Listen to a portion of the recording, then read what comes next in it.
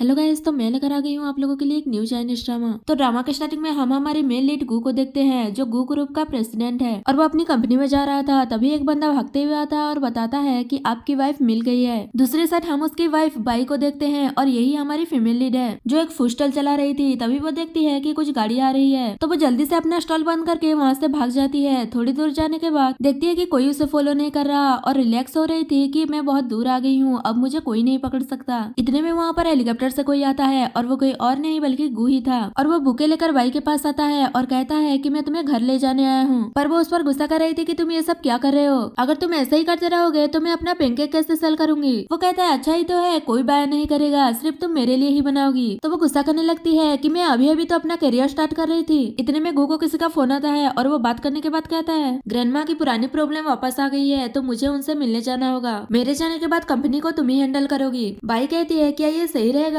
तो वो बताता है कि जिंगसन अब्रॉड से वापस आने वाला है, पर वो बिजनेस के बारे में इतना नहीं जानता। उसे छोड़कर मेरी नजरों में तो तुम ही हो। तो वो भी कंपनी हैंडल करने के लिए मान जाती है। दूसरी साइड कंपनी के सुपरवाइजर किन को पता चल गया था कि सीईओ की वाइफ कंपनी आने वाली है। उसके बाद वही अपनी गाड़ी से कंपनी जाती है। वो जैसे ही वहाँ से जा रही थी तभी एक सू नाम की लड़की से टकरा जाती है। तो वो उस पर गुस्सा करने लगती है कि तुम देखकर नहीं चल सकती थी। वही माफी मांगने लगती है कि मैंने ये जानबूझकर नहीं किया, पर वो फिर भी उस पर गुस्सा कर रही थी कि सॉरी बोलने से क्या होगा, मेरा स्कार्फ तो खराब हो गया ना। तो बाई उसे अपना स्कार्फ दे देती है। ये देखकर सू सरप्राइज हो जाती है क्योंकि वो बहुत ही एक्सपेंसिव था और वो खुश होते हुए जल्दी से अपना स्कार्फ दे देती है और उसका स्कार्फ ले आती है। और फिर बाई उसे पहचान जाती है कि वो दोनों सेम ही कॉलेज में पढ़ रहे थे, पर वो उसे पहचानने से इनकार करके वहाँ से चली जाती है और अपना स्कार्फ भी नहीं लेकर जाती। और फिर वही कंपनी के अंदर जाती है। वही सुपरवाइजर के इन बाकी एम्प्लॉयज के साथ सीईओ की वाइफ का वेलकम करने के लिए खड़े थे। तभी वहाँ पर बाई आती है, तो वो लोग उसे ग्रीट करने वाले थे, पर इतने में वहाँ पर सू भी आती है और उसके महंगे स्कार्फ देखकर उसे सीईओ की वाइफ समझते हैं और बाई को छोड़कर उसे जाकर वेलकम करते हैं और कहते हैं कि हमें आपकी आइडेंटिटी पता है कि आप सीईओ की वाइफ हो। तो सू भी इस सिचुएशन का फायदा उठाती है और वो नहीं बताती कि वो सीईओ की वाइफ नहीं है और सीईओ की वाइफ होने का प्रिटेंड करने लगती है। और फिर किन बाई को क्लीनर समझती है और उसकी स्कार्फ की इंसल्ट करते हुए कहती है कि जाकर अपना काम करो। तो बाई बताती है कि मैं कोई क्लीनर नहीं हूँ बल्कि न्यू इंटर्न हूँ और ये स्कार्फ मेरा नहीं है बल्कि सू का है। पर सू मना कर देती है कि ये मेरा नहीं है, मैं सीईओ की वाइफ हूँ, तो इतना चीप स्कार्फ क्यों रखूंगी। तो बाई पूछती है तुम सीईओ की वाइफ हो और सोच रही थी क्या गू मुझे चीट कर रहा है। और फिर एम्प्लॉयज उसे कहने लगते हैं क्या तुम सीईओ की वाइफ की आइडेंटिटी पर डाउट कर रही हो, और उसकी अच्छी खासी इंसल्ट करके वहाँ से चले जाते हैं। ये सब देखकर वाई सोच रही थी कि गू ने अपनी कंपनी में कैसे लोगों को हायर किया है, पर कोई बात नहीं, मैं क्लीन कर दूंगी कहकर वहाँ से चली जाती है। और ये सब कुछ गू का ब्रदर जिंगसन देख रहा था और वो भी गू का वाइफ सू को ही समझ रहा था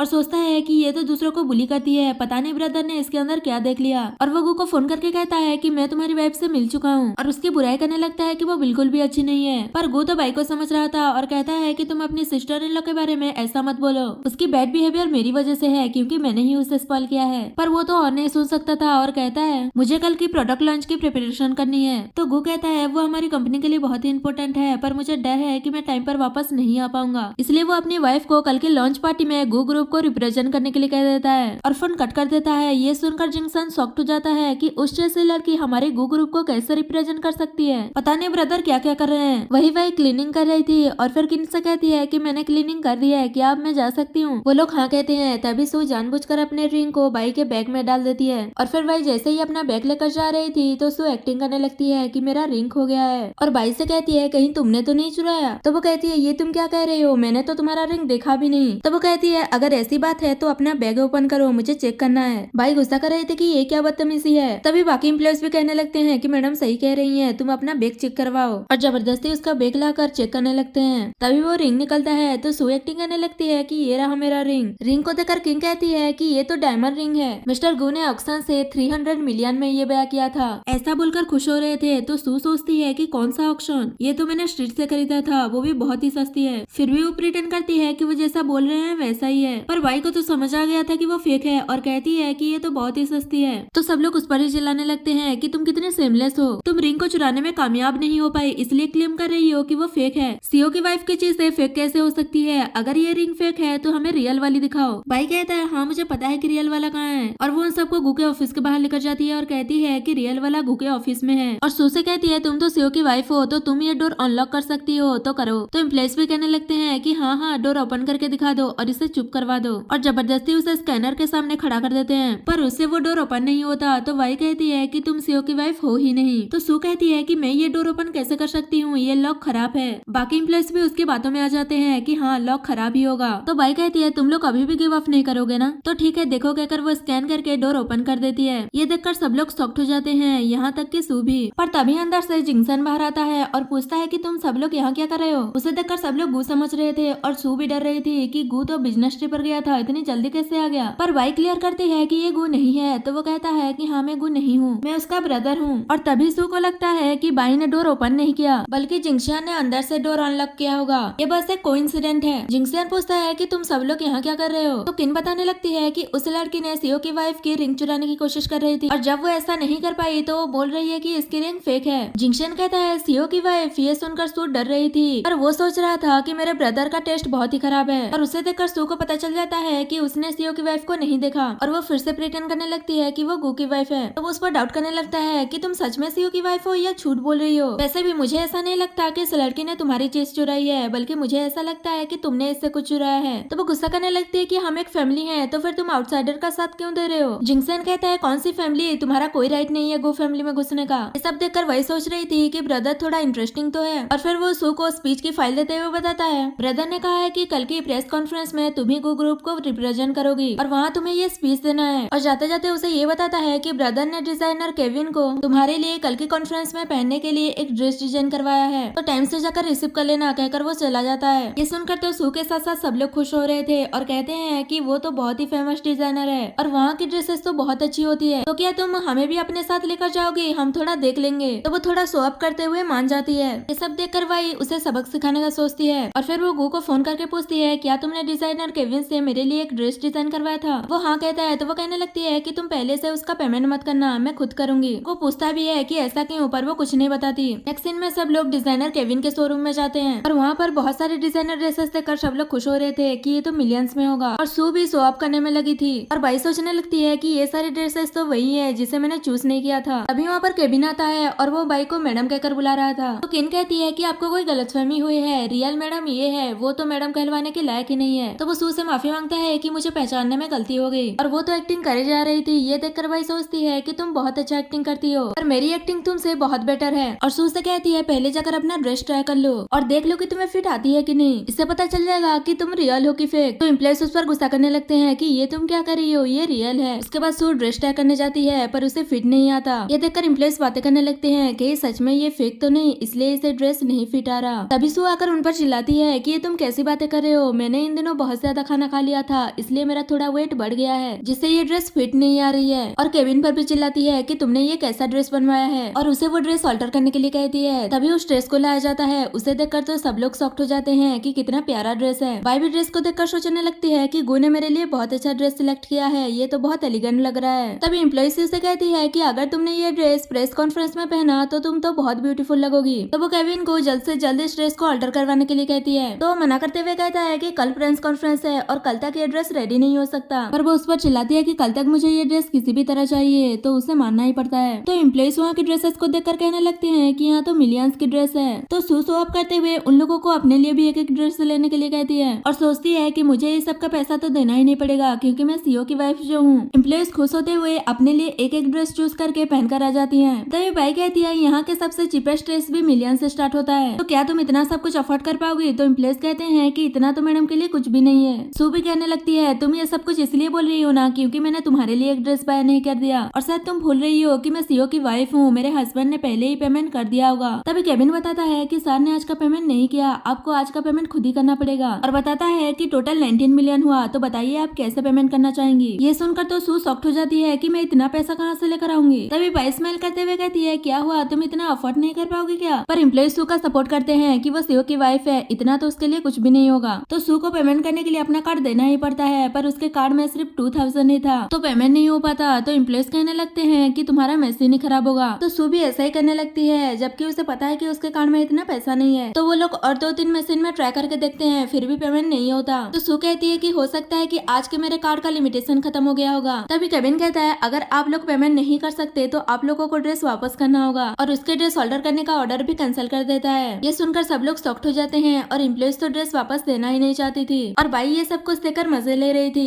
केविन कहता है अगर तुम लोगों ने ड्रेस वापस नहीं किया तो मैं पुलिस को बुलाऊंगा। तो सू से ये सोचकर रोकती है कि अगर पुलिस यहाँ आ गई तो मेरी ट्रू आइडेंटिटी एक्सपोज हो जाएगी और एम्प्लॉयज पर चिल्लाते हुए ड्रेस वापस देने के लिए कहकर अपना कार लेकर वहाँ से चली जाती है। तो वो लोग कहने लगते हैं कि गुस्सा क्यों कर रही है, अगर बाय ही नहीं करना था तो बोला क्यों। और वो लोग ड्रेस चेंज करके आ जाते हैं और गुस्से से वहाँ से चले जाते हैं, पर बाई नहीं गई थी। तो केविन कहता है तुम क्यों नहीं गई, पर बाई उसे अपना कार्ड देते हुए कहती है कि उस कस्टम किया हुआ ड्रेस को मैं बाय करती हूँ। तो वो ब्लैक कार्ड को देखकर पहचान जाता है कि ये तो गू ग्रुप का है और उसे समझ आ जाता है कि यही रियल सीईओ की वाइफ है। दूसरी साइड एम्प्लॉइज को धक्के मारकर स्टोर से बाहर निकाल देते हैं। तभी सू उन्हें कुछ एक्सप्लेन करने वाली थी, पर इतने में भाई केविन से अच्छे से बात करते हुए आ रही थी। ये देखकर सब लोग शॉक्ड हो जाते हैं। इसी बात का फायदा उठाकर सू कहने लगती है कि जरूर इसने केविन को पहले से ही सेड्यूस करके सबको सेटिंग कर लिया होगा, इसीलिए मेरा कार्ड वर्क नहीं कर रहा था। और सब लोग भी उसकी बात पर बिलीव कर लेते हैं और बाई पर गुस्सा कर रहे थे कि कितनी सेमलेस है। और सू को कहते हैं कि आप उसके साथ इतने सॉफ्ट हार्टेड मत रहना। तो वो कहती है कि कल के प्रेस कॉन्फ्रेंस में मैं उसे सबक सिखाऊंगी। दूसरी साइड बाई बहुत ही खुश थी। तभी उसे गो का फोन आता है और वो पूछता है कि तुम इतना खुश क्यों लग रही हो। तो वो बताती है कि कुछ नहीं, बस मैंने एक अच्छा सा शो देख लिया। और फिर वो उसे कल की प्रिपरेशन के बारे में पूछता है कि तुम प्रिपेयर तो हो ना, तो वो हाँ कहती है। नेक्स्ट डे दिखा जाता है कि इंसू के लिए सी फूड लेकर आई थी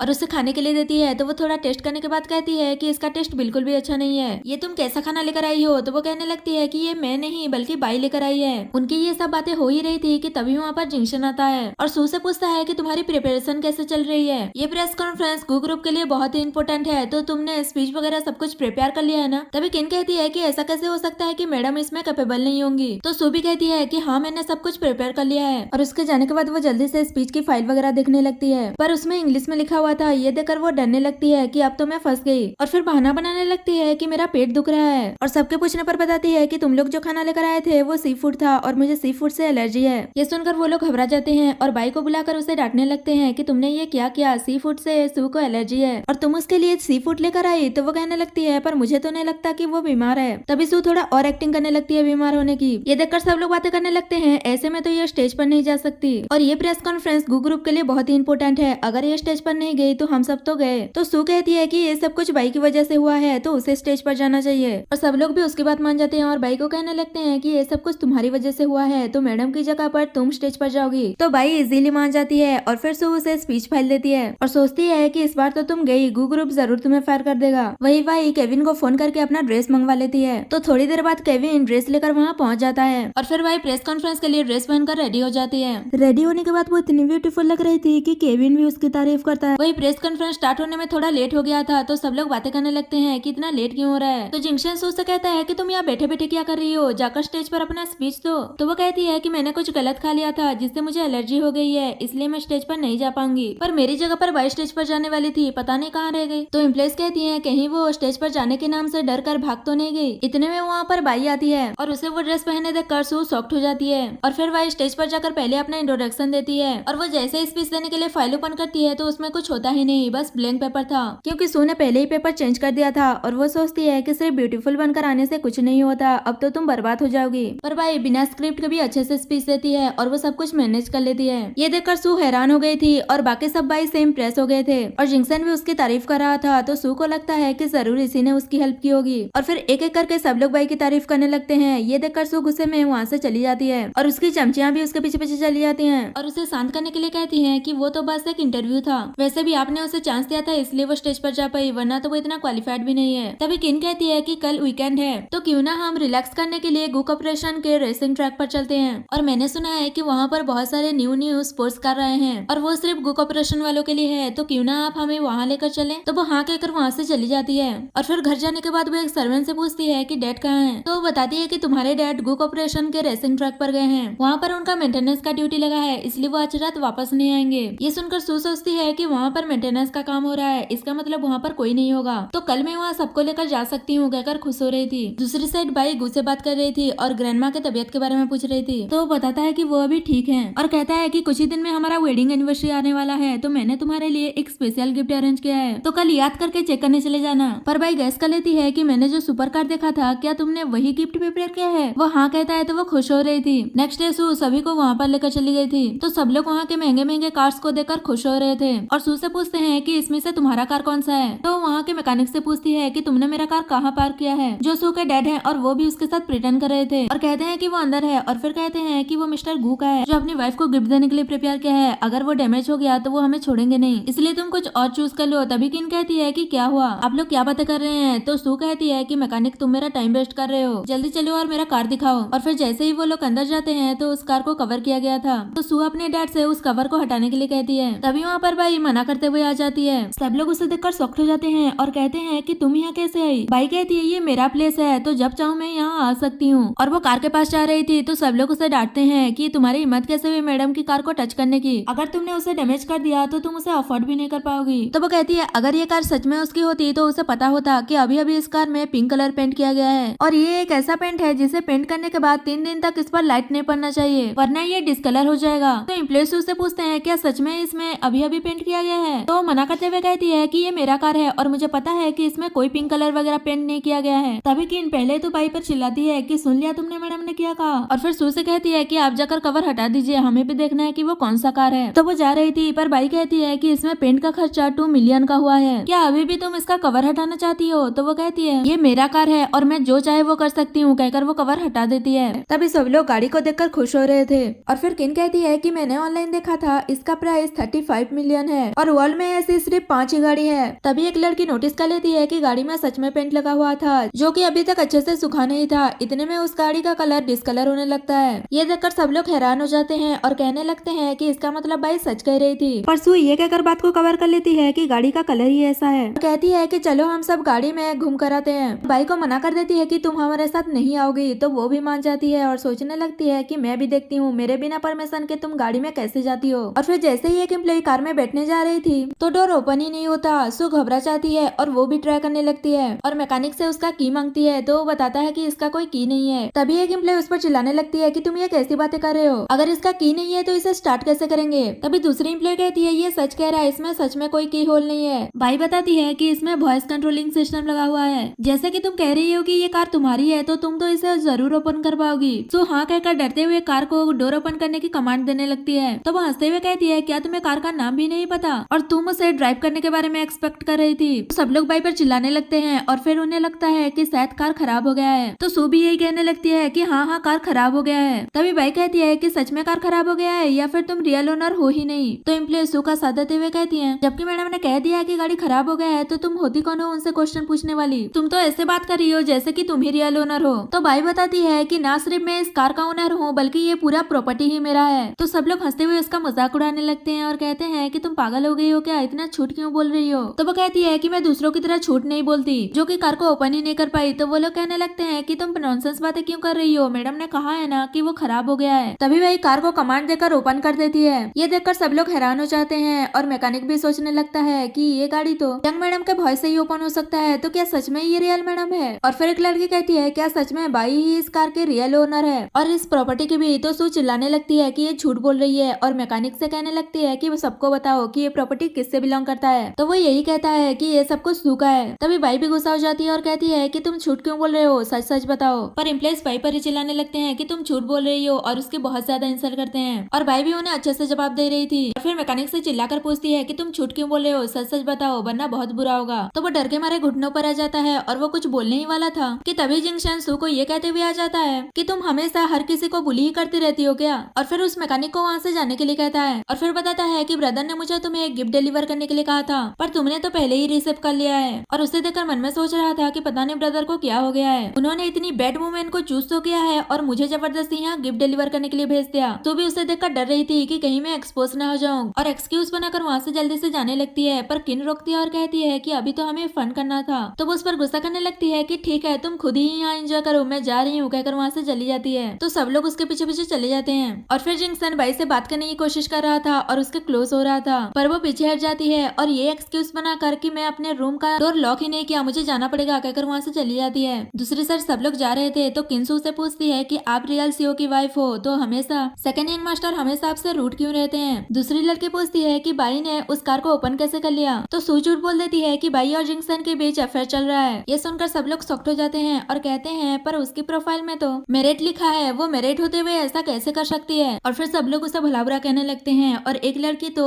अपना सीट ही चेंज करने के बारे में सोच लेती है कि उस जैसे पर्सन के पास कौन बैठेगा। दूसरी साइड बाई सोच रही थी कि जिंगसन कुछ वियर्ड बिहेव कर रहा है, अच्छा हुआ कि मैं उससे दूर ही रहूं। तभी वो मैकेनिक आ जाता है और बाई को माफी मांगते हुए कहता है कि प्लीज आप मुझे फायर मत कीजिए। बाई कहती है अब तुम्हें मेरी ट्रू आइडेंटिटी के बारे में पता चल गया तो बताओ कि तुमने झूठ क्यों बोला। तो वो कहता है कि सू ने मुझे हेल्प करने के लिए कहा था, उसके कलीग्स के सामने प्रिटेंड करने करने के लिए। फिर बाई पूछती है कि तुम्हारा उसके साथ क्या रिलेशन है, तो वो बताता है कि मैं उसका फादर हूँ, मैं जरूर उसे आपसे माफी मांगने के लिए लेकर आऊंगा, पर आप मुझे फायर मत कीजिए। तो वो उसे उठाती है और कहती है कि तुम मेरे ट्रू आइडेंटिटी के बारे में किसी को नहीं बताओगे, अगर तुमने किसी को बताया तो मेरे पास भी और कोई चॉइस नहीं होगा तुम्हें फायर करने के अलावा। तो प्रॉमिस करता है कि मैं किसी को आपका सीक्रेट नहीं बताऊंगा। वही सो खुश हो रही थी कि सब लोग उसके बात पर बिलीव कर रहे हैं कि वही सीओ की वाइफ है। इतने में वहाँ पर उसके डैड आते हैं और उस पर गुस्सा करने लगते हैं कि तुम्हें पता भी है कि आज तुम्हारी वजह से कितना गड़बड़ होने वाला था, और वो उसे अपने कलिंग्स को सब कुछ एक्सप्लेन करने के लिए कहते हैं। पर वो गुस्सा करने लगती है कि क्या एक्सप्लेन करूं, आप और मॉम तो सक्सेस हो नहीं पाए, अगर मैं किसी के होने का प्रिटेंड कर रही हूँ तो क्या हो गया, कहकर वहाँ से गुस्से से चली जाती है। दूसरी साइड जिंगशन ग्रैंडमा को फोन करके बताता है कि सिस्टर इन लॉ बिल्कुल भी अच्छी नहीं है, वो तो हमारी गू फैमिली की पैसों के पीछे है, कहकर उसकी बुराई कर रहा था। तो ग्रैंडमा उसे उस पर नजर रखने के लिए कहती है और बताती है कि मैं तुम्हारे ब्रदर को उसे डिवोर्स देने के लिए कहूंगी। फिर ग्रैंडमा को दिखाया जाता है जो हॉस्पिटल में होती है और वो गुस्से कहती है जिंगशन ने मुझे सब कुछ बता दिया है कि तुम्हारी वाइफ एक गोल्ड डिगर है, इसलिए तुम उसे जल्दी से डिवोर्स दे दो। पर गू कहता है कि भाई बहुत ही अच्छी लड़की है और मैं उसे डिवोर्स नहीं दूंगा। इतने में जिंगशन भी ग्रैंडमा से मिलने आ जाता है और वो गू को देखकर डरने लगता है। तो गू गुस्से में कहता है तो तुमने ग्रैंडमा को बताया है कि तुम्हारी सिस्टर इन लॉ एक गोल्ड डिगर है। तो वो डरते हुए कहता है कि मैंने ऐसे ही बोल दिया था,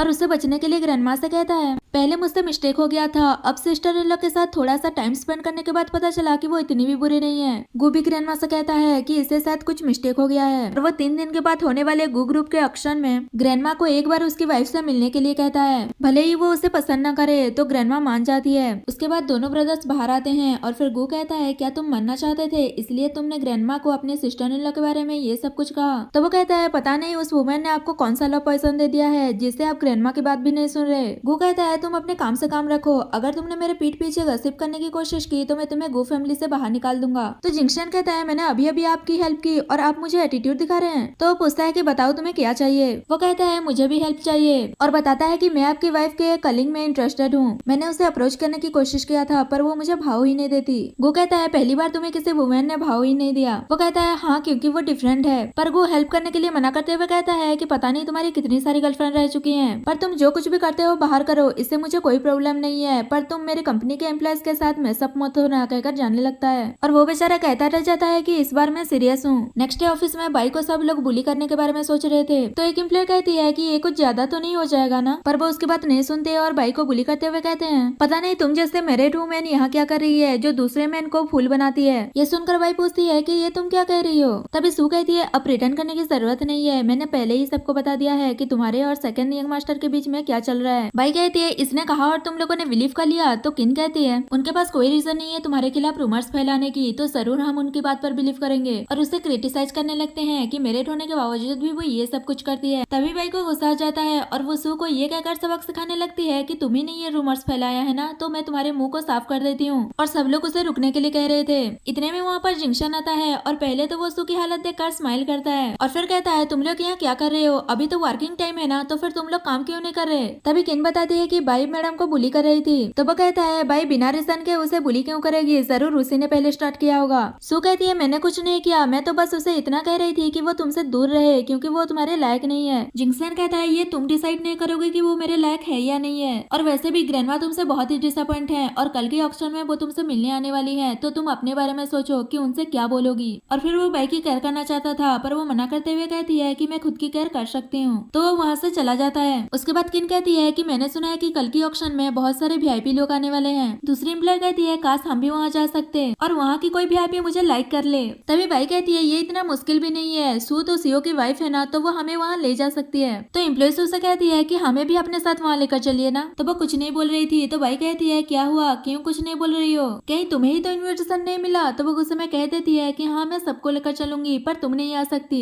उसके बाद वो मेट से मिलने जाती है और कहती है कि मैंने जो तुमसे कहा था लाने के लिए क्या वो लाई हो। तो वो उसे ऑक्शन पार्टी का इन्विटेशन कार्ड देती है। असल में सू ने उसे इन्विटेशन कार्ड लाने के लिए कहा था, इसलिए वो गू फैमिली से चुरा कर लेकर आई है और उसे समझाती है कि वहाँ पर बहुत ही रिच और वीआईपी लोग जाते हैं, हम जैसे लोग वहाँ नहीं जाते हैं, तुम वहाँ कंफर्टेबल नहीं होगी। पर वो कहती है कि मैंने तुम्हें बस कार्ड लाने के लिए कहा था, ये सब कुछ कहने के लिए नहीं। फिर भी वो उसे समझा रही थी कि कुछ इलीगल और गलत काम मत करना, पर वो वहाँ से चली जाती है। नेक्स्ट डे ऑक्शन में दिखाया जाता है सू सबके साथ ऑक्शन पार्टी में पहुंच जाती है और वहाँ पर बाई को देखकर गुस्से में उससे जाकर पूछती है कि तुम यहाँ क्या कर रही हो, यहाँ पर बहुत ही पावरफुल बाहर रिच लोग आते हैं, तुम्हारी तरह नहीं किसी को सेड्यूस करके, और वो लोग उसे जाने के लिए कह रहे थे। तो वो कहती है तुम लोग चाहते हो कि मैं यहाँ से चली जाऊँ, पर किसी ने मुझे पर्सनली बेक किया है यहाँ आने के लिए। ये सुनकर सब लोग उसकी मजाक उड़ाने लगते हैं कि सब लोग यहाँ आने के लिए डेस्परेट होते हैं, ऐसे में तुम जैसे एक मामूली सी इंटर्न को यहाँ आने के लिए कौन ही बेक करेगा। तो वो बताती है कि गू ग्रुप के सीईओ ने मुझे यहाँ आने के लिए बेक किया है। ये सुनते ही वो लोग हंसने लगते हैं और सू कहती है कि तुम तो बहुत अच्छा प्रिटेंड करती हो कि गू ने तुम्हें यहाँ आने के लिए बेक किया है, अब तो तुम ये भी कहोगी कि वो तुम्हें बहुत प्यार करता है। भाई कुछ कहती इससे पहले जिंक्शन वहाँ आ जाता है और कहता है कि वो सही कह रही है, मैं उसे लाइक करता हूँ। ये सुनकर तो सबके साथ साथ भाई भी शॉक्ड हो जाती है और कहती है शायद तुम्हें कुछ मिसअंडरस्टैंडिंग हो गई है, कहकर वो एक्सप्लेन करने ही वाली थी कि तभी वहाँ पर ऑक्शन स्टार्ट हो जाता है। तभी जिंक्शन भाई से कहता है कि अभी ऑक्शन स्टार्ट होने ही वाला है और मुझे नहीं लगता कि तुम इन लोगों के साथ बैठोगी, और वो कुछ कहता इससे पहले ही भाई मना करते हुए कहती है मैं अपने आप बैठ जाऊंगी, आप अपनी सीट पर जाकर बैठ जाइए, पर वो भी बहाना करके उसके साइड में ही बैठ जाता है। तो भाई सोचने लगती है कि पता नहीं इस बंदे को क्या हो गया है। ये सब देखकर किन कह रही थी कि पता नहीं इस भाई ने सेकंड यंग मास्टर को कौन सा लव पसंद दे दिया है। तभी सू कहती है मैं इस बात को ऐसे ही नहीं जाने दूंगी और अपने ब्रदर इन लॉ को ये सब फेस नहीं करने दूंगी, बाद में मैं अपने हस्बैंड को यहाँ जो कुछ भी हुआ सब कुछ बता दूंगी। ये सुनकर सब लोग खुश हो जाते हैं कि हाँ आप ऐसा ही कीजिएगा, और फिर भाई सेकंड यंग मास्टर को सेड्यूस नहीं कर पाएगी और फिर सब लोग एक साथ बैठ जाते हैं। तो एक एम्प्लॉय से कहने लगती है आपके स्टेटस के हिसाब से तो आपको वीआईपी सेक्शन में बैठना चाहिए, आप वहाँ क्यों नहीं जा रही हैं? तो वो कहती है मैं तुम लोगों को कंपनी देने के लिए तुम लोगों के साथ बैठी हूँ। ये सुनकर किन खुश हो जाती है कि मैडम हमारे साथ कितनी अच्छी हैं। तभी ऑक्शन स्टार्ट होता है और वहाँ पर बहुत सारी एक्सपेंसिव चीजें लाई जा रही थी। तभी एक एम्प्लॉय ब्रेसलेट को देखकर सू से कहती है कि ये आप पर बहुत सूट करेगा,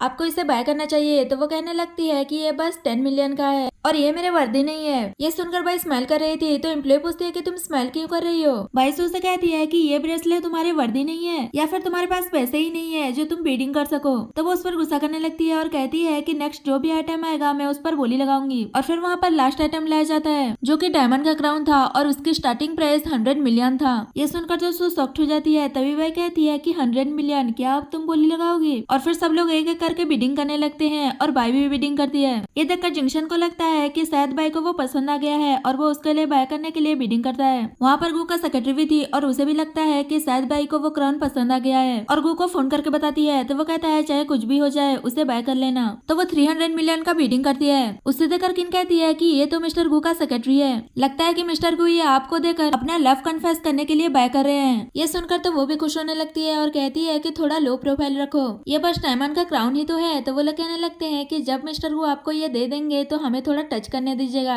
तो वो मान जाती है। ये सब कुछ देखकर भाई सोच रही थी कि मैं भी देखूंगी जब गू यहाँ आएगा तो तुम ये सब कुछ कैसे हैंडल करोगी। तभी जिंक्शन ये सोचकर फिर से बिडिंग करने लगता है कि मैं इस क्राउन को भाई को देकर अपना लव कन्फेस करूंगा, पर सेक्रेटरी और ज्यादा अमाउंट की बिडिंग करती है। तो सू जिंक्शन से स्टॉप होने के लिए कहती है और कहती है कि तुम्हें भी पता है तुम्हारा ब्रदर ये मुझे देने के लिए बाय कर रहा है। ये सुनकर वो सोचता है कि पता नहीं ब्रदर को क्या हो गया है जो ये क्राउन अगली दिखने वाली वुमेन को देंगे, ये तो उसे सूट भी नहीं करेगा। और फिर फाइनली गो बिडिंग जीत जाता है। तभी सू को किसी का फोन आता है और वो कहता है कि अपना कार यहाँ से हटाओ, यहाँ कुछ प्रॉब्लम हो रहा है। तो एम्प्लॉइज कहते हैं कि आप यहाँ पर रुकिए, हम उस मैटर को संभाल लेंगे, कहकर वहाँ से चले जाते हैं। इतने में गो वहाँ पर आता है तो जिंक्शन से जाकर कहता है कि आपने इसे बाय क्यों कर लिया, इसे मुझे बाय करके उसे देना था जिसे मैं लाइक करता हूँ। तो वो कहता है कि मैंने पहले ही तुमसे कहा था कि तुम मेरे एम्प्लॉइज के साथ मैसअप मत होना। जिंक्शन कहता है मैं इस बार सीरियस हूँ, मैं सच में बाय को लाइक करता हूँ। ये सुनकर गो हैरान होकर पूछता है कि तुम किसे लाइक करते हो? तो बताने लगता है कि वो बाय को लाइक करता है और वो बहुत ही डिफरेंट है। तो गो भी तारीफ करने लगता है कि हाँ वो बहुत ही डिफरेंट है। जिंक्शन पूछता है तो क्या आप वो क्राउन मुझे दोगे?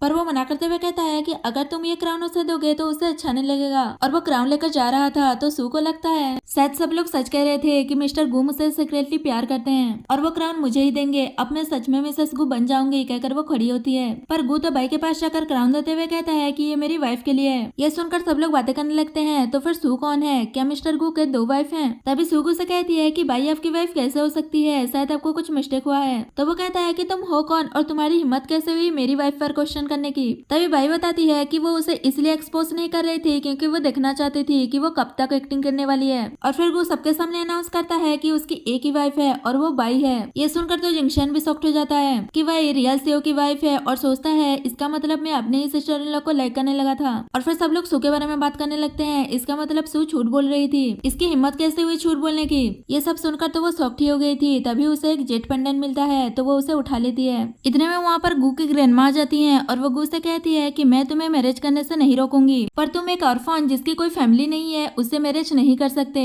इसके लिए मैं अलाउ नहीं करूंगी। तभी उनकी नजर जेट पेंडेंट ध्यान पड़ जाता है और वो पहचान जाती है कि ये सू फैमिली का है, जो कि बहुत ही रिचेस्ट फैमिली में से एक है। और वो गुस्सा कहती है कि अगर तुम्हें मैरिज करना ही है तो इस जैसी लड़की से करो, जो कि एक अच्छी फैमिली से बिलोंग करती है। ये सुनकर तो सब शॉक्ड हो जाते हैं और वो उस जेट पेंडेंट के बारे में बताते हैं कि ये सू फैमिली का टोकन है और सू फैमिली ने बहुत सालों पहले अपनी डॉटर को खो दिया था और वो हर जगह उसे ढूंढ रहे हैं। ये जेट पेंडेंट तुम्हारे पास है तो जरूर तुम ही सू फैमिली की डॉटर होगी और उससे उसका नाम पूछते हैं तो वो बता देती है। ये सुनकर तो वो और भी कंफर्म हो जाते हैं कि वो सू फैमिली की ही डॉटर है, क्योंकि उसकी मॉम का नाम सू मिंगरोंग है और सू की भी सरनेम सेम है, तो उन्हें लगता है कि वही सू फैमिली की डॉटर है। ये सुनकर तो सू खुश हो जाती है कि ये तो बहुत ही रिचेस्ट फैमिली है। मुझे नहीं पता था कि मैं कुछ भी ऐसा कैजुअली उठा लूंगी और वो इतना इम्पोर्टेंट होगा। और वो भी उनसे झूठ बोलने लगती है कि आप सही कह रही हैं। तभी बाई कहती है कि तुम झूठ बोल रही हो, ये जेट पेंडेंट मेरा है। तभी सू कहती है तुम अच्छा स्टोरी बना लेती हो और कितना झूठ बोलोगी, ये मेरे पास बचपन से है। तो वो कहती है तुम झूठ बोल रही हो और ये जेट पेंडेंट मेरे डैड ने मरते वक्त मुझे दिया था। सू कहती है अगर ये जेट पेंडेंट तुम्हारा है तो इसका प्रूफ क्या है, क्या इसमें तुम्हारा नाम लिखा है। बाई उस पर गुस्सा कर रही थी तो ग्रैंडमा उसे धक्का दे देती है और कहती है तुम्हारी जैसी लो क्लास और फन हमारी गू फैमिली में घुसना इतना इजी नहीं है। और वो सबके सामने गू और बाई का एंगेजमेंट कैंसिल कर देती है। गू ने ऐसा करने से मना कर रहा था पर वो उसकी बात नहीं सुन रही थी। ये सुनकर सू खुश हो रही थी कि अगर इन दोनों का डिवोर्स हो गया तो मुझे एक चांस मिल जाएगा सीओ की वाइफ होने का। दूसरी साइड मिंगरोंग को देखते हैं जिसे अपनी डॉटर के बारे में पता चल गया था कि वो गू ग्रुप के ऑप्शन में है और वो उसे वापस लेने जाती है। वही ग्रैंडमा सू को गू फैमिली में डिनर के लिए इन्वाइट कर रही थी ताकि गू और उसका रिलेशनशिप कल्टीवेट हो सके और वो मान भी जाती है। पर गू कहता है अगर इसने गू हाउस में एक कदम भी रखा तो मैं गू फैमिली में कभी वापस नहीं जाऊंगा। ये सुनकर ग्रैंडमा उस पर गुस्सा कर रही थी कि तुम मेरी बातों को कैसे काट सकते हो। तभी बाई उन्हें संभाल रही थी पर वो उसे धक्का दे देती है तो गू उसे संभालता है और उसे लेकर वहाँ से जा रहा था। पर ग्रैंडमा उसे रोकती है और कहती है अगर आज तुम इस ऑर्फन के साथ यहाँ से गए तो मैं तुम्हें गू फैमिली से बाहर निकाल दूंगी। इतने में मिंगरोंग ये कहते हुए वहाँ जाती है किसने कहा कि बाई ऑर्फन है, वो मेरी बायोलॉजिकल डॉटर है। ये सुनकर तो सब लोग शॉक्ड हो जाते हैं और वो बाई के पास आकर बताती है कि मैं तुम्हारी मॉम हूँ। पर वो उसे पहचानने से मना कर देती है तो वो उसे एक डायरी देती है जिसमें बाई ने बचपन में अपनी मॉम को मदर्स डे पर जो भी कार्ड्स दिए थे वो सभी होते हैं। ये देखकर उसे पता चल जाता है कि वही उसकी मॉम है। तो वो इमोशनल होते हुए कहती है कि फाइनली मैंने तुम्हें ढूंढ लिया और वो उसे अपने साथ घर चलने के लिए कहती है। पर बाई गुस्सा करने लगती है कि आपने पहले मुझे अबंडन किया था, डैड ने डेथ से पहले आपको फोन किया था ताकि आप मुझसे मिलने आ सके, पर आपने फोन कट कर दिया और मुझे अबंडन कर दिया। इसके लिए मैं आपको कभी माफ नहीं करूंगी। तो माफी मांगते हुए कहती है कि मेरे पास और कोई रास्ता नहीं था। सू फैमिली मेरे और तुम्हारे डैड की मैरिज के लिए कभी अप्रूवल नहीं दिया और फिर बाद में तुम्हारे ग्रैंडमा ने मुझे अपने इलनेस का थ्रेडन देकर घर वापस बुलाया तो मजबूरन मुझे सू फैमिली में वापस जाना पड़ा। भले ही तुम मुझे माफ मत करना पर प्लीज मेरे साथ घर वापस चलो। तभी ग्रैंडमा कहती है कि शायद आपको कोई मिस्टेक हुआ है, बाई वो पर्सन नहीं है जिसे आप ढूंढ रही हैं और बताती है कि आपकी जेट पेंडेंट सू के पास है। तो वो उसे जेट पेंडेंट दिखाती है। ये देखकर मिंगरोंग शॉक्ड हो जाती है और सोचती है क्या मेरे इन्वेस्टिगेशन गलत हो गया है, ये कैसे हो सकता है। और फिर सू से पूछती है क्या ये तुम्हारा है, तो वो हाँ कहती है और सोचती है कि अब इस जेट पेंडेंट की वजह से सब कुछ चेंज हो जाएगा और वो एरोगेंटली बाई को वहाँ से जाने के लिए कहती है। तभी बाई उस पर गुस्सा करने लगती है कि पहले तुमने मेरी आइडेंटिटी सीओ की वाइफ होने का चुरा लिया, अब मेरे बैकग्राउंड भी चुराना चाहती हो। तो ग्रैंडमा उस पर चिल्लाने लगती है कि तुम्हारा कोई राइट्स नहीं है यहाँ बोलने का। सू मिंगरोंग से कहती है ये बस आपकी स्टेटस देखकर मेरी आइडेंटिटी चुराने की कोशिश कर रही है। तो वो कहती है जैसे कि तुमने कहा कि ये जेट पेंडेंट तुम्हारा है तो तुम्हें पता है कि ये jet pendant generation to generation क्यों पास हो रहा है, क्योंकि ये हमारी खानदानी जेट पेंडेंट है और ये हमारी सू फैमिली के मेंबर्स को पहचान जाता है। तो तुम अपना थोड़ा सा ब्लड इसमें डालो, अगर ये जेट पेंडेंट रिएक्ट करता है तो तुम ही मेरी डॉटर हो। सू डर रही थी पर वो जबरदस्ती उसमें उसका ब्लड डाल देती है पर पेंडेंट कोई रिएक्ट नहीं करता तो सू कहती है कि ये तो यूजलेस है। तभी बाई आगे आती है और वो अपना ब्लड उसमें डालती है तो जेट पेंडेंट रिएक्ट करता है। ये देखकर सब लोग शॉक्ड हो जाते हैं और ये प्रूफ हो जाता है कि बाई ही उसकी डॉटर है। ये जानकर तो मिंगरोंग खुश हो जाती है और फिर सू पर गुस्सा करने लगती है कि तुम्हारी हिम्मत कैसे हुई झूठ बोलने की और वो बॉडीगार्ड्स को बुलाकर उसे वहाँ से निकाल देती है। और फिर बाई से कहती है कि मैं नेक्स्ट मंथ तुम्हारे लिए एक पार्टी रखना चाहती हूँ तुम्हारी आइडेंटिटी अनाउंस करने के लिए। तो वो कहती है कि मैं पार्टी में आ जाऊंगी। मिंगरोंग उससे कुछ और बात करने ही वाली होती है कि उसके असिस्टेंट कहती है सू कॉर्पोरेशन में शेयर होल्डर मीटिंग स्टार्ट होने ही वाला है, हमें जाना होगा। तो वो वैसे ये कहकर वहाँ से चली जाती है कि मैं तुम्हारे आने का वेट करूंगी। और फिर ग्रैंडमा उससे कहती है कि ये मत सोचना कि मैं तुम्हें एक्सेप्ट कर लूंगी, अगर तुम गू फैमिली में मैरिज करना चाहती हो तो तुम्हें उस पार्टी में जाना होगा और अपनी आइडेंटिटी रिवील करना होगा। इतने में गू कहता है वो उस पार्टी में जाएगी या नहीं वो उसका फैसला होगा, इसमें आपको वरीड होने की कोई जरूरत जरूरत नहीं है कहकर वो बाइक को लेकर वहाँ से चला जाता है और ग्रैंडमा बस गुस्सा करती रह जाती है। वही गार्ड सू को बाहर निकाल देते हैं। इतने में सारे एम्प्लॉइज वहाँ आ रहे थे और उसे पूछते हैं कि आप बाहर क्या कर रही हैं। तभी सू सोचती है कि ये लोग तो ऑक्शन में थे ही नहीं, इसका मतलब इन्हें पता ही नहीं है कि ऑक्शन में क्या क्या हुआ। और वो फिर से प्रिटेंड करते हुए कहती है कि तुम लोगों ने एक कार को पार्क करने में कितना टाइम लगा दिया, अब तक तो ऑक्शन भी खत्म हो गया है। तभी एक एम्प्लॉय पूछती है कि आपका डायमंड का क्राउन कहाँ है, क्या मिस्टर गू ने आपको नहीं दिया। इतने में किन कहती है कि वो बहुत ही एक्सपेंसिव गिफ्ट है, तो वो थोड़ी ना ऐसा कैजुअली उसे लेकर जाएंगे, वो तो डायरेक्टली मैडम के घर पर डिलीवर हो जाएगा। तो सू कहती है तुमने सही कहा, वो ऑलरेडी मेरे घर पर डिलीवर हो गया है। इतना कहकर वो वहाँ से जाने लगती है तो वो लोग भी उसके साथ जा रहे थे, पर एक एम्प्लॉय भाई को वो क्राउन पहन कर जाते हुए देख लेती है और सोचती है कि ये कैसे हो सकता है और सीन नहीं कट होता है। नेक्स्ट डे भाई जैसे ही कंपनी जाती है तो वही एम्प्लॉय उसे बताती है कि मैनेजर किन ने एक मीटिंग रखा है तो जल्दी जल्दी वहाँ चलो। और फिर मीटिंग में दिखाया जाता है जहाँ किन बताती है कि एक प्रोडक्ट की एडवर्टाइजमेंट का प्रोजेक्ट है और पूछती है कि कौन इसे करना चाहता है। तो बाई कहती है मैं करना चाहती हूँ। तभी किन कहती है मुझे लगता है कि मैडम से ज्यादा सुइटेबल और कोई नहीं होगा इस प्रोजेक्ट के लिए, तो वही करेंगी। तभी बाई को लगता है कि शायद इन लोगों को सबको सच पता चल गया है और वो मेरे बारे में बात कर रहे हैं कहकर वो सबको थैंक यू कह रही थी। और किन कहती है कि किसने कहा कि हम ये प्रोजेक्ट तुम्हें दे रहे हैं, अब सीओ की वाइफ होने की प्रिटेंड करना बंद भी करो।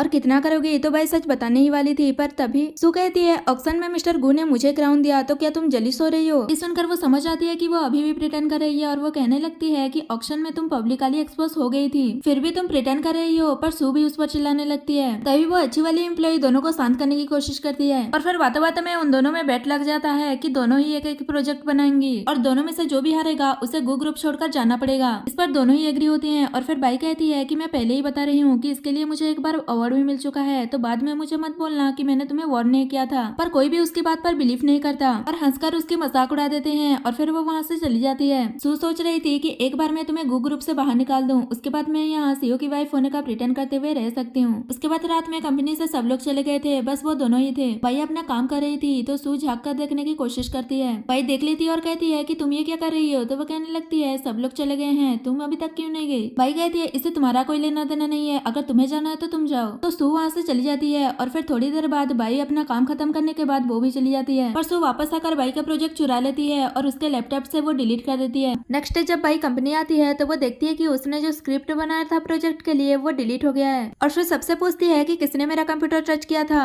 तभी सू कहती है ये तुम क्या कह रही हो, लास्ट नाइट तुम ही तो कंपनी से लास्ट गई थी। तभी किन कहने लगती है कि प्रिटेंड करना बंद करो और ये एडमिट कर लो कि तुमने अपना प्रोजेक्ट नहीं किया और स्क्रीनिंग होने से पहले यहाँ से चली जाओ ताकि एम्बैरेस ना होना पड़े। इतने में वो अच्छी वाली एम्प्लॉय पूछती है क्या तुमने अपना फाइल किसी और फोल्डर में सेव नहीं किया था। तो बाई मना करते हुए कहती है कि मैं भूल गई थी और फिर कहती है कि कोई बात नहीं, मैं बिना स्क्रिप्ट के भी शूट कर सकती हूँ। तो किन और वो सब मजाक उड़ाने लगते हैं और कहते हैं कि मैं भी देखूंगी तुम ये सब कुछ कैसे करोगी। नेक्स्ट सीन में स्क्रीनिंग पार्टी का दिखाया जाता है जहाँ पर बाई और सू को अपना वर्क प्रेजेंट करना था। सू पहले जाकर अपना वर्क प्रेजेंट कर देती है जिसे देखकर बाई समझ जाती है कि ये तो मेरा है। उसका वर्क सबको अच्छा लगता है, पर किन और वो एम्प्लॉय सू की कुछ ज्यादा ही तारीफ कर रहे थे कि आपका वर्क तो बहुत ही यूनिक है। इतने में वो अच्छी वाली एम्प्लॉय कहती है कि स्टार्टिंग तो बहुत अच्छा था पर एंडिंग इतना भी अच्छा नहीं था। ये सुनकर सू गुस्सा तो करती है पर वो कुछ कहती नहीं और फिर बाई से जाकर कहती है कि जाओ अपना वर्क प्रेजेंट करो। तो वो जाकर अपना वर्क प्रेजेंट करती है पर दोनों की वीडियो स्टार्टिंग में सेम ही था और फिर बाई सबके सामने ये प्रूव करती है कि सू ने उसका आइडिया चुरा लिया था।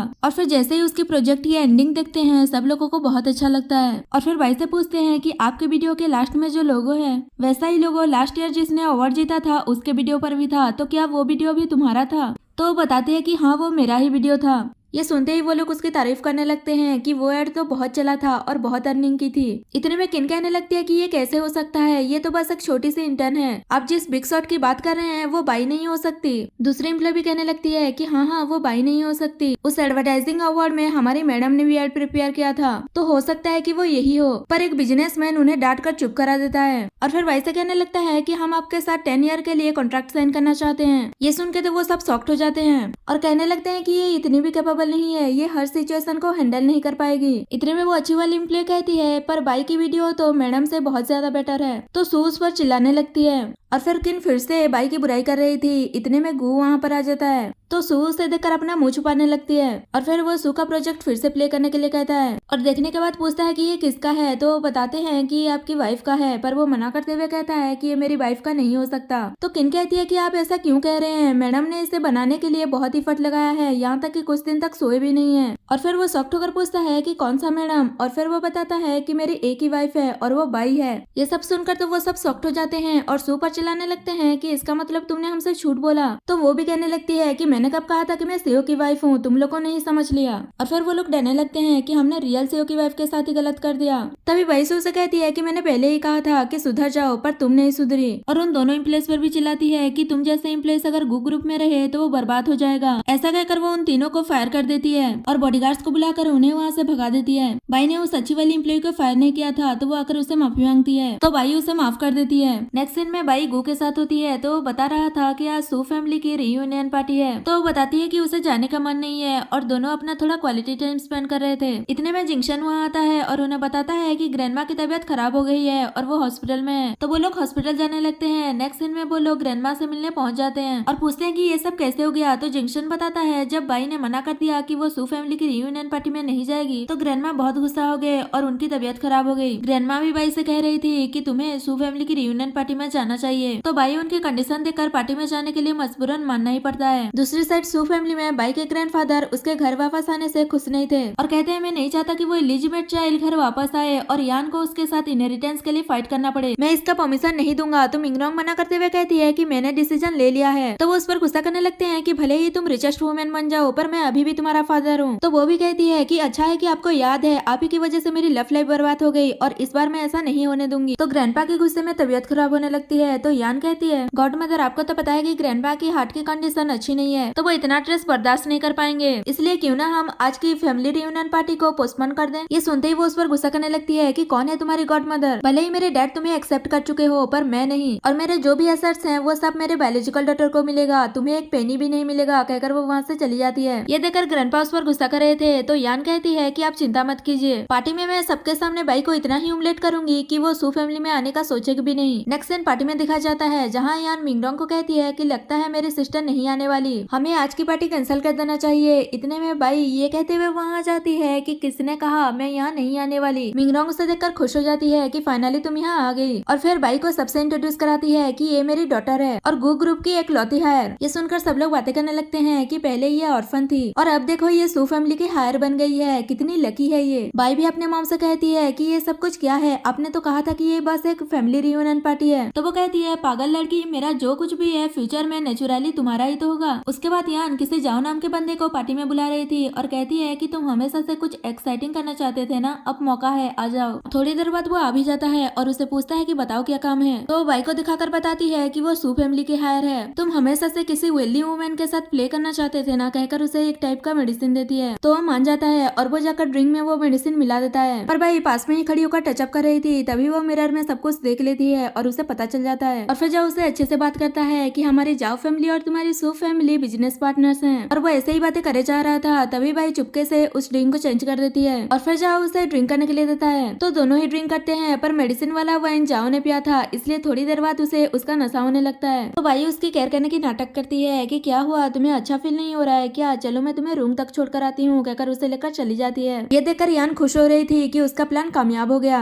और फिर थोड़ी देर बाद मिंगरोंग सभी को पार्टी में आने के लिए थैंक यू कहती है और वो बाई को बुलाती है ताकि वो भी कुछ कह सके, पर वो वहाँ पर नहीं होती। अभी यान कहती है कि मैंने सिस्टर को किसी मैन के साथ रूम में जाते हुए देखा। ये सुनते ही वो घबरा जाती है और उसे ढूंढने के लिए जाती है। वो लोग जैसे ही उस रूम के बाहर पहुंचते हैं, वहाँ से आ रहे अजीब अजीब आवाज को सुनकर वो और भी घबरा जाती है और वो जल्दी से उस रूम का कार्ड मंगवाती है, पर डोर अनलॉक नहीं होता और यान भी बाई के बारे में भड़काने में लगी हुई थी। तो मिंगरोंग खुद ही दरवाजा तोड़कर अंदर चली जाती है, पर अंदर तो बस चाओ था, बाई नहीं थी। ये देखकर यान शॉक्ड हो जाती है कि अगर बाई यहाँ नहीं है तो कहाँ गई। इतने में बाई गू के साथ बाहर से आती है और पूछती है क्या तुम मुझे ढूंढ रही हो। उसे देखकर यान शॉक्ड हो जाती है कि तुम यहाँ कैसे। तो वो बताती है कि उसने कुछ ज्यादा ही ड्रिंक कर लिया था, इसलिए वो थोड़ी देर के लिए फ्रेश एयर लेने के लिए बाहर गई थी। और फिर मिंगरोंग से पूछती है कि तुम सडनली पार्टी से चली क्यों गई थी। अभी मिंगरोंग रिलैक्स होती है और सभी से कहती है कि हमें गलत इन्फॉर्मेशन मिला था, तो हमें पार्टी में वापस जाना चाहिए। इतने में वो नशे में यान को कहने लगता है कि तुम मत जाओ, और उसकी बातों से मिंगरोंग को समझ आ जाता है कि यान ने बाई को ड्रग देने की कोशिश की थी और उस पर गुस्सा करती है। तो गू बाई से पूछता है क्या उसने तुम्हें ड्रग दिया है। तो बताती है कि उसने ट्राई तो किया था पर मैंने सब हैंडल कर लिया, और बताती है कि उसने किस तरह से ड्रिंक को चेंज कर दिया था और ड्रंक जाओ को कमरे में लाकर छोड़ दिया। उसके बाद उसने गो को फोन करके बुला लिया था। ये सब सुनने के बाद यान कहने लगती है कि मैंने ऐसा कुछ नहीं किया, मैं अपनी ही सिस्टर के साथ ऐसा कैसे कर सकती हूँ। जाओ तो नशे की हालत में उसकी सारी पोल खोल रहा था कि आप रिटर्न क्यों कर रही हो, तुम ही तो ये चाहती थी। ये जाने के बाद तो मिंगरोंग उस पर बहुत गुस्सा कर रही थी और उसे वहाँ से निकाल रही थी। इतने में ग्रैंडपा वहाँ आते हैं और वो यान की साइड लेते हुए कहते हैं कि किसकी हिम्मत हुई इसे बाहर निकालने की, अगर तुम्हें उसे बाहर निकालना है तो पहले मुझे बाहर निकालना होगा। ये मत भूलो कि मैंने यान को अपनी ग्रैंड डॉटर अडॉप्ट किया है, वो ओल्ड एज में मेरी केयर करेगी, तुम उसे कैसे बाहर निकाल सकती हो। तो वो हंसते हुए कहती है कि आपको क्या लगता है कि आपके ओल्ड एज में ये आपकी केयर करेगी? ये वो सू फैमिली का पैसा देकर आपके पास आई है और कुछ नहीं। और वो फिर भी कह रहे थे कि तुम इसे बाहर नहीं निकाल सकती। मिंगरॉन्ग कहती है तो ठीक है, अगर ये नहीं जाएगी तो मैं बाइक को लेकर चली जाऊंगी। वो कहते हैं अगर तुम्हें जाना है तो जाओ, पर सू कॉर्पोरेशन के सारे शेयर्स हैंडओवर करके जाओ, मैं ये सब यान को देना चाहता हूँ। ये सुनकर यान एक्टिंग करने लगती है कि मैं ये सब कुछ कैसे ले सकती हूँ। और फिर जैसे ही ग्रैंडपा दोबारा कहते हैं तो वो जल्दी से मान जाती है। मिंगरॉन्ग कहती है अगर आप यही चाहते हैं कि मैं सारे शेयर्स हैंडओवर कर दूं तो ठीक है, अभी मेरे पास 98% शेयर्स हैं, तो मार्केट प्राइस के हिसाब से और आपको डिस्काउंट देकर भी 100 बिलियन होता है, तो इतना दे दीजिए। वो कहते हैं कि तुम मुझे अपनी फादर मानती भी हो या नहीं। मिंगरॉन्ग कहती है पहले आपने मुझे डॉटर की तरह ट्रीट नहीं किया और बाई को एक्सेप्ट नहीं कर रहे, तो आप मुझे ब्लेम कैसे कर सकते हैं, कहकर वो बाई को लेकर वहाँ से चली जाती है। नेक्स्ट सीन में वो बाई को समझा रही थी कि तुम ग्रैंडपा की बात को दिल पर मत लेना, पर मैं जो कुछ भी कह रही थी वो सब सीरियस था। मैं सच में चाहती हूँ कि तुम सू कॉर्पोरेशन को टेक ओवर कर लो। तो मना करते हुए कहता है कि अभी मेरा ऐसा कुछ प्लान नहीं है। इतने में गू कहता है तुम हमेशा से आर्ट इंडस्ट्री में काम करना चाहती थी ना, तो मैंने सुना कि सू कॉर्पोरेशन में आर्ट रिलेटेड वर्क होते हैं, तो तुम्हारे लिए एक अच्छा अपॉर्चुनिटी होगा। ये सुनकर भाई मान जाती है, पर वो ये कंडीशन रखती है कि पहले वो इंटर्न के तौर पर जाएगी। तो मिंगरॉन्ग उसके बाद मान जाती है और कहती है कि मैं सारा अरेंजमेंट कर दूंगी। दूसरी साइड जिंगसन ग्रैंडमा को कह रहा था क्या उन दोनों को ऐसे फोर्स करना सही रहेगा, तो वो कहती है मैं तुम्हारे ब्रदर के अच्छे के लिए तो ये सब कुछ कर रही हूँ, और मन में सोचती है कि सू ग्रुप के हेल्प से हमारा गू ग्रुप बहुत आगे जाएगा। इतने में गू और बाई भी वहाँ जाते हैं, तो ग्रैंडमा बाई से बहुत अच्छे से बात करने लगती है और कहती है तुम बहुत टायर्ड हो गई होगी, मैं तुम्हारे लिए टी बना दूंगी। तभी गू कहता है आपकी तो तबीयत खराब थी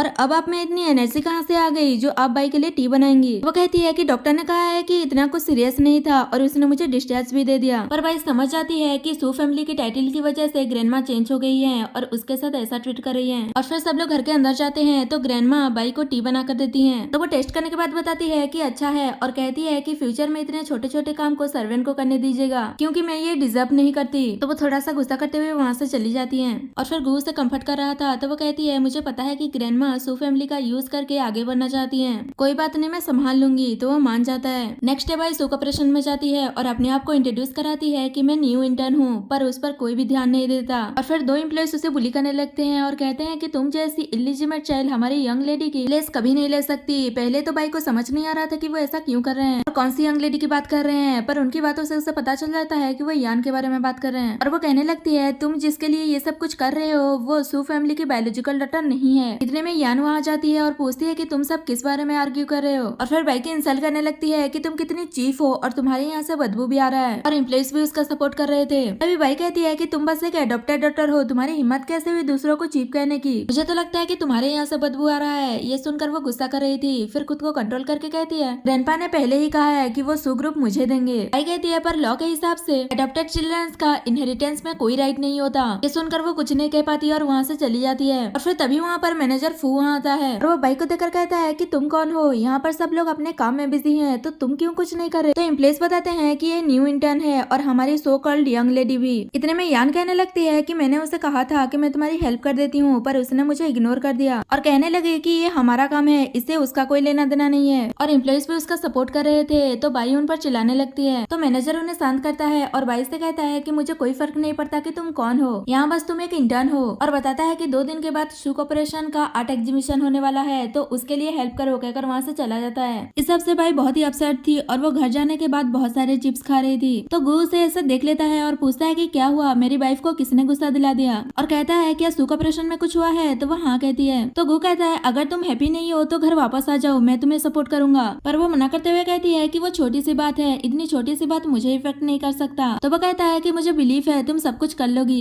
नेक्स्ट डे जैसे ही वह कंपनी जाती है तो मैनेजर उसे कुछ पेंटिंग्स के बुक्स देता है और उसे मेमोराइज करने के लिए कहता है, तो वो मान जाती है और अपना काम अच्छे से करने लगती है। ये देखकर मैनेजर भी उसे अप्रिशिएट करता है। थोड़ी देर बाद मैनेजर वापस आकर भाई से कहता है ये सारी पेंटिंग कल के एग्जीबिशन में लगने वाले हैं, तो यहाँ पर किसी को रुक कर आज ड्यूटी करना होगा, तो क्या तुम कर लोगी। तो वो मान जाती है कि मैं कर लूंगी। ये सब सुनकर यान और उसकी चमचियां बाई को सुख रूप से बाहर निकालने के लिए और उसे फ्रेम करने के लिए प्लानिंग करने लगते हैं। और फिर मैनेजर सभी से कहता है कि जब तुम जाओगे तो विंडो और डोर्स क्लोज करके जाना, क्योंकि मैं नहीं चाहता कि पेंटिंग्स में कुछ भी इशू हो। मैनेजर के जाने के बाद सब लोग बाई से कहने लगते हैं यहाँ पर हर तरफ कैमरा लगा हुआ है, हमारे पीठ पीछे कुछ भी गड़बड़ करने की कोशिश मत करना, कहीं तुम्हें एग्जीबिशन के लिए कुछ काम नहीं मिला इसलिए जलीस होकर तुम कुछ गड़बड़ ना कर दो। पर वो कहने लगती है क्या तुम लोग यहाँ से जाओगे, मुझे सब कुछ लॉक करना है। तो वो सब वहाँ से चले जाते हैं। बाहर आने के बाद यान कहती है मैंने जो कहा था वो याद तो है ना, कल आते वक्त थिंक लेकर आना। और यहाँ से कट होता है। नेक्स्ट डे जैसे ही वो लोग कंपनी आते हैं तो बाई सो रही थी, तो उसे उठाकर कहते हैं कि तुम्हें मैनेजर बुला रहे हैं, अगर थोड़ा सा भी लेट हुआ तो वो तुम पर बहुत गुस्सा करेंगे। तभी भाई अपना फोन देखती है जो कि बंद हो गया था, तो उसे खुद मैनेजर के ऑफिस जाना पड़ता है। वहाँ जाने के बाद वो मैनेजर को आवाज दे रही थी कि क्या आपने मुझे बुलाया है, पर अंदर कोई नहीं होता। तभी उसे समझ आता है कि उन लोगों ने उसे ट्रिक किया है। दूसरी साइड यान और उसकी चमचियां पेंटिंग्स को खराब कर चुकी होती हैं। भाई जैसे ही वहाँ पहुँचती है तो मैनेजर भी वहाँ आ गया था, और ये देखकर वो भाई को बहुत डांटने लगता है कि ये है तुम्हारा हार्ड वर्क, ऐसा किया है तुमने अपना काम। तो बताने की कोशिश करती है कि इन लोगों ने किया है, पर यान एक्टिंग करने लगती है कि मुझे ये पेंटिंग बनाने में 3 महीने लग गया और अब ये बर्बाद भी हो गया। तभी भाई कहती है कि चलो चलकर कैमरा चेक कर लेते हैं तो सब कुछ पता चल जाएगा,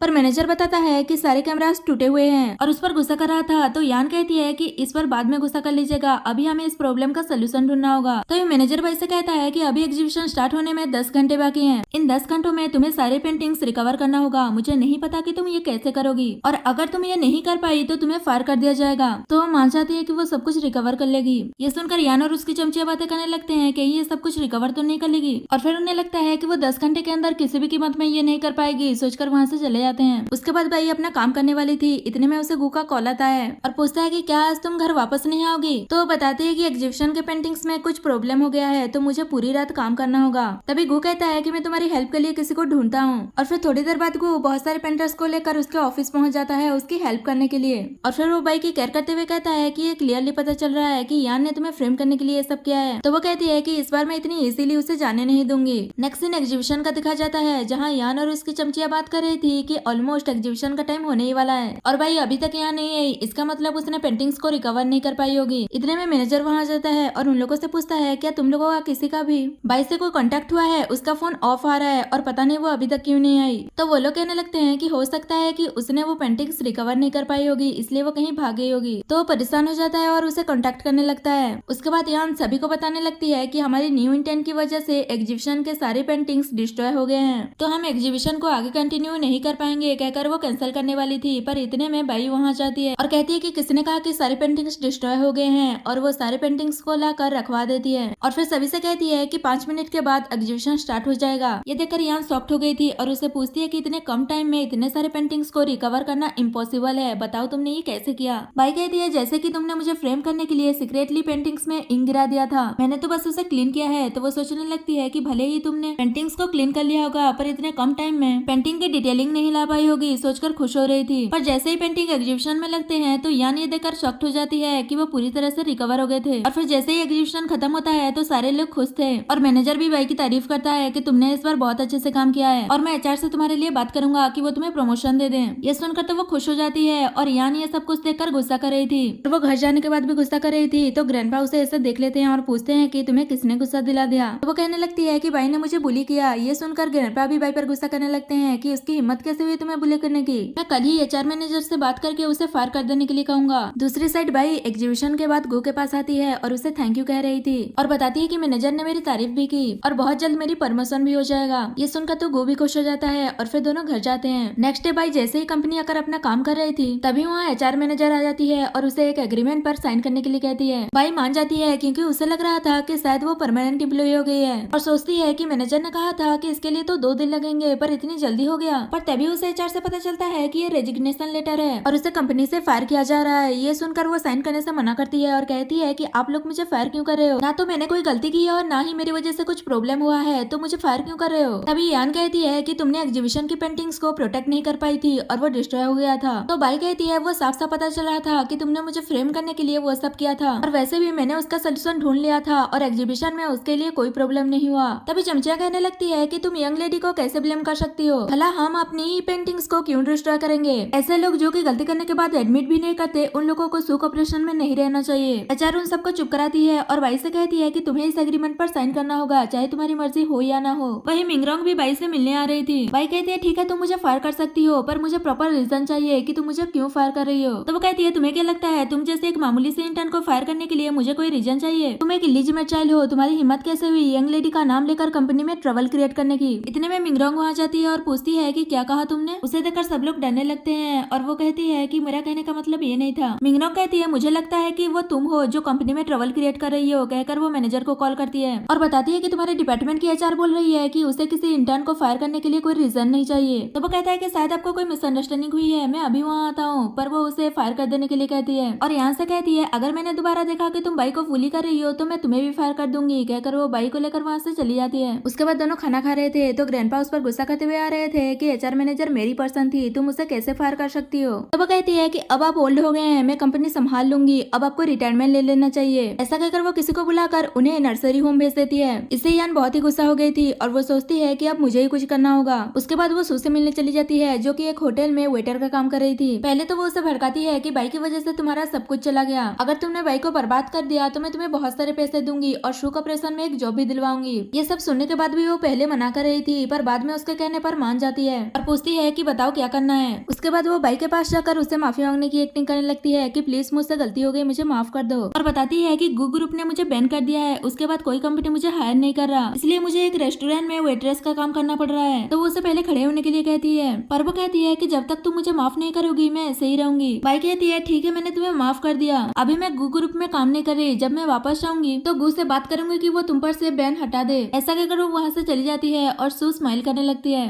दूसरी साइड गू अपने असिस्टेंट को ऑर्डर दे रहा था कि वो एक होटल बुक कर ले, क्योंकि पहले वो ग्रैंडमा के डर से कि वो अप्रूव करेंगे या फिर नहीं, इसलिए वो बाई को एक वेडिंग सेरेमनी नहीं दे पाया। तो अभी वो उसे प्रपोज करने के बारे में सोच रहा है और फिर बाई वहाँ पर आती है तो वो उसे पूछता है क्या इस सैटरडे तुम फ्री हो, हम साथ में डिनर पर चलेंगे। तो वो हाँ कहती है और सू के बारे में बात करती है कि आज वो मुझसे मिलने आई थी और मुझे ऐसा लगता है कि उसे उसका सबक मिल गया है और उसे पता चल गया है कि वो गलत थी, इस टाइम उसका टफ टाइम चल रहा है, तो क्यों ना तुम उस पर से बैन हटा दो। पर गू तो पहले नहीं मान रहा था कि वो ये डिजर्व करती है, पर वो बाई के बार बार कहने पर मान ही जाता है और फिर गू से कहता है कि डिनर पर अच्छे से रेडी होकर आना, तुम्हारे लिए एक सरप्राइज है। नेक्स्ट दिन डिनर का दिखा जाता है जहाँ गू एक बड़ा सा डायमंड रिंग लेकर उसे ये कहते हुए प्रपोज करता है पहले ग्रैंडमा की वजह से हमने वेडिंग सेरेमनी नहीं की थी, अब तो ग्रैंडमा भी मान गई है, तो हमें मेरे सेरेमनी कर लेना चाहिए। तो मान जाती है और फिर कहती है इसलिए तुमने मुझे रेडी होकर आने के लिए कहा था, ये सब कुछ तुम्हारा प्लान था ना। तो वो मान जाता है और उसी होटल में सू भी काम करती है और जैसे ही उसे एक वेट्रेस के थ्रू पता चलता है कि गू ने एक बड़ा सा रिंग देकर बाई को प्रपोज किया है, ये सुनकर वो शॉक्ड हो जाती है कि वो दोनों फिर से मैरिज कर रहे हैं और वो यान को फोन करके कहती है कि वो दोनों तो हैप्पीली मैरिज कर रहे हैं, अब हम क्या करेंगे। तो वो कहती है कि उन्हें मैरिज करने दो, उसी दिन एक अच्छा अपॉर्चुनिटी होगा बाई को बर्बाद करने का। तो सू कहती है मुझे गू ग्रुप से निकाल दिया गया है, मैं उनकी वेडिंग पर नहीं जा पाऊंगी। तो वो कहती है कि तुम उसकी चिंता मत करो, मैं हैंडल कर लूंगी। तो सू मान जाती है। नेक्स्ट सीन में जिंक्शन को देखते हैं जो बहुत ज्यादा ड्रिंक कर रहा था और सोच रहा था कि इतने सालों में एक लड़की पसंद आई थी और वो भी मेरी सिस्टर इन लॉ निकली। उसके बाद हम वेडिंग का सीन देखते हैं जहाँ बाई एक ब्यूटीफुल सी ब्राइड बनकर आ जाती है।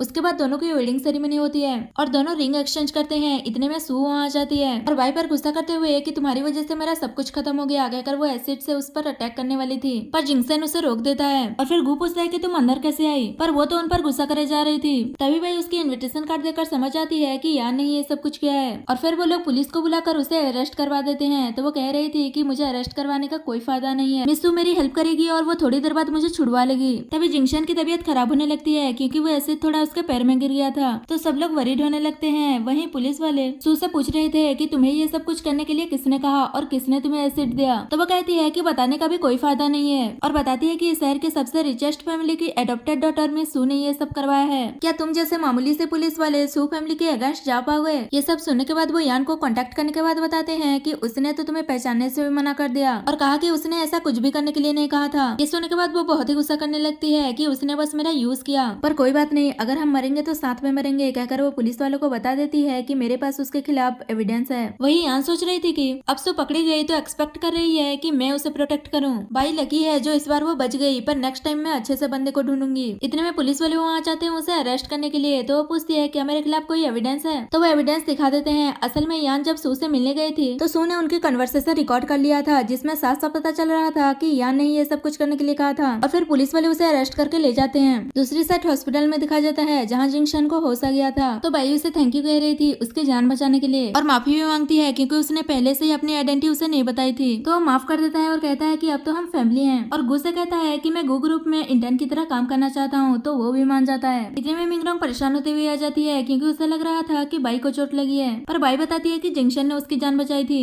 और फिर वो बताती है कि सू ने यान के खिलाफ एविडेंस दे दिया है, तो पुलिस उसे भी अरेस्ट करके ले गई है। बाई सोच रही थी कि सू ने एक अच्छा काम तो किया। तभी गू कहता है अगर उसने एविडेंस नहीं भी दिया होता तो मैं उन्हें छोड़ने वाला नहीं था, जो भी मेरी वाइफ को हर्ट करने की कोशिश करेगा मैं उसे छोड़ूंगा नहीं। बाई कहती है आप रहने भी दो, वो लोग जेल में है और मुझे पता है कि तुम उसे बहुत प्यार करते हो। उसके बाद ग्रैंडपा को देखते हैं जिन्हें न्यूज के जरिए ये पता चल गया था कि यान ने बाई पर एसिड अटैक करने की कोशिश की थी, इसलिए उसे जेल हो गया। ये जानने के बाद भी वो मिंगरोंग पर ऊपर गुस्सा कर रहे थे कि उसने यान को प्रोटेक्ट करने की कोशिश नहीं की और वो पागलों की तरह बिहेव कर रहे थे। और लास्ट में बाई इश्यू ऑपरेशन को टेक ओवर कर लेती है और वहाँ की प्रेसिडेंट बन जाती है। इसी के साथ हमारा ये ड्रामा खत्म हो जाता है।